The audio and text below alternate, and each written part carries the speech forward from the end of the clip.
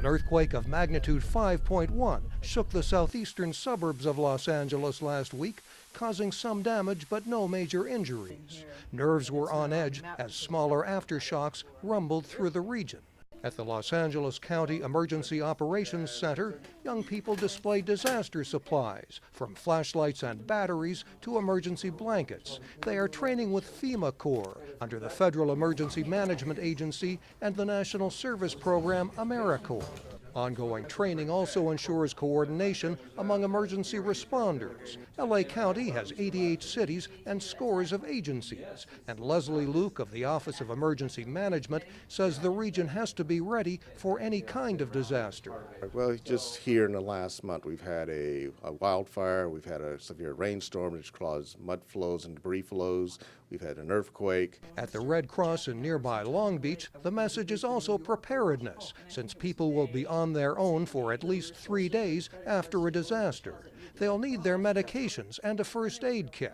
Red Cross official Margaret Arbini Madonna says that in an earthquake, people need to react when the shaking starts. So you go under a counter or something to protect your head and neck from falling objects. So drop cover and hold on till the shaking stops. She says an emergency kit should include a radio, ideally one like this with several functions. So it's got an alarm, it's got a light, it's got an AM/FM radio. Earthquakes are a fact of life in California, and a quake of magnitude 8 or higher could strike along the San Andreas Fault in coming decades. The fault runs north to south through the state, and thousands died in its last major rupture near San Francisco in 1906. Scientists say it could wreak havoc again there or near Los Angeles. But smaller quakes can be deadly if they strike close to cities, like the magnitude 6.7 quake that hit Northridge, California 20 years ago.